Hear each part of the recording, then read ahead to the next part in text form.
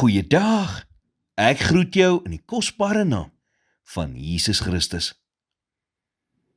Ek sien onlangs 'n advertensie deur uitgewers uitgegee met die titel 10 boeke om te lees voordat jy sterf. Wat egter hartseer is dat die Bybel nie die lys gehaal het nie.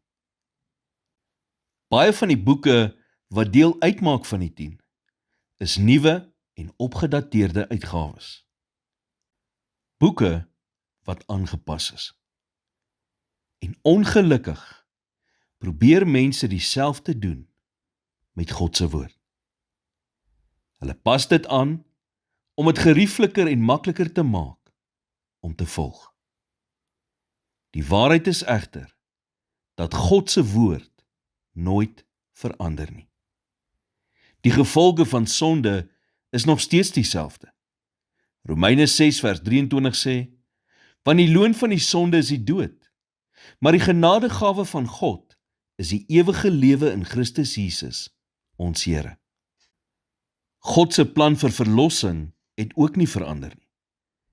Efesiërs 2 vers 8 sê, want uit genade is julle gered, deur die geloof, en dit nie uit julself nie, dit is die gawe van God. Die plek om leiding te vind vir jou lewe is nog steeds op dieselfde plek. Psalm 32 vers 8 sê, ek wil jou onderrig en jou leer aangaande die weg wat jy moet gaan. Ek wil raad gee, my oog sal op jou wees. Sy metode om vrede te vind, het ook nog nie verander nie. Filippense 4 vers 6 en 7 sê, wees oor niks besorg nie, maar laat julle begeertes in alles deur gebed en smeking met danksegging bekend word by God. En die vrede van God, wat alle verstand te bowe gaan, sal julle harte en julle sinne bewaar in Christus Jesus. Die Bybel verander nie. Dit verander ons. En as ons nie saamstem met iets wat ons in die Bybel lees nie, is dit nie die Bybel wat moet verander nie. Dit is ons wat moet verander.